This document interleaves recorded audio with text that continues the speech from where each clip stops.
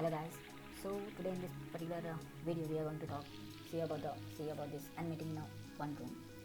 So the question tells that we are having a particular n meetings and there is a single room, right? And we are given with the starting time and the finishing time for each of the meet, and we have to just uh, solve this particular problem by getting a maximum number of a meeting that can be accommodated, right? So a single room is there, and we are given with the start and end time of each of the meeting, and we have to find that how many meetings, maximum number of meetings can be taken, right? Okay, so this is the problem given. So by looking at this problem, when it comes to the maximization, so we can go with the greedy approach. Let's try with the greedy approach, right? So we are given with that n equals to 6, for example. So you can see like 1 3 is there. So like first meeting is starting at the first minute and it is ending at the second minute, right? And another will be starting at the third minute and it will be ending at the fourth, and accordingly like max 4 meets can be taken. Okay, right? So by looking at this particular question, so what we can do, like we can sort this particular array, and because we have to take the maximum number of meetings, right? So once you are getting this particular thing sorted in a sorted manner, so what you can do, like you can iterate it, like if 1 and 2 is there, right? If 1 and 2 is there, so you can go with like search the meeting which is having the value greater than 2, that is 3.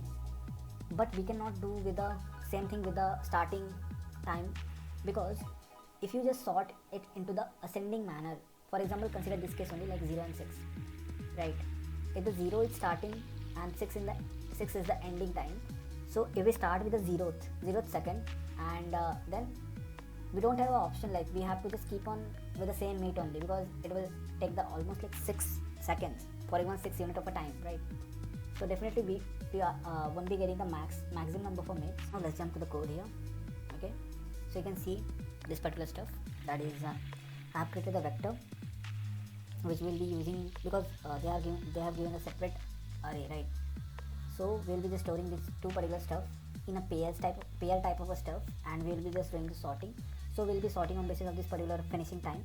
So that's why like here I have taken the finishing time as my first position, and starting time as the second position, so that the sorting should can be done on basis of this finishing time. So you can see like sort without begin without end. Once we are done with it, so you can see I have initialized the answer like equals to 1, because one of the meeting will always be occurring, right? So that's why so you can see I'm taking the first that is the I'm taking the v of 0, that is it is a details about the first mate, that is when it is ending and when it is starting. So you can see I am just taking the q of 0. So at the first position I have told you earlier that I will be storing the finishing time, right? So I have stored the finishing time of the first particular meeting, and then I will be iterating from I equals to 1 to I less than n, and I will be checking that whatever the meeting is there, that starting time should be less than the finishing time of the previous meet.